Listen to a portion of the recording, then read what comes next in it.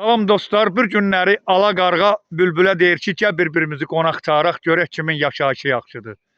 Birinci qarğa bülbülü qonaq çağırır. Bülbül gedir ki, qarğa sahədə taxıllıqda mal təzənin içindən taxıl dənələri tapıb yeyir.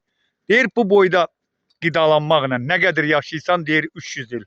Bülbül gülümsüyür, bir gün bülbül qayıdır gəlir, 5 gündən sonra bülbül qarğanı qonaq çağırır. Gəlir ki, yasəmənlərin, qızıl gülün içindən qarğanın burnuna gülün iyləri ləzzət edir. Deyir bülbül qardaş, bax bu güllərin içində nə qədər yaşayırsan, gözəl iylərlə, gözəl təbiətlə. Deyir 10 il, deyir çox az yaşayırsan.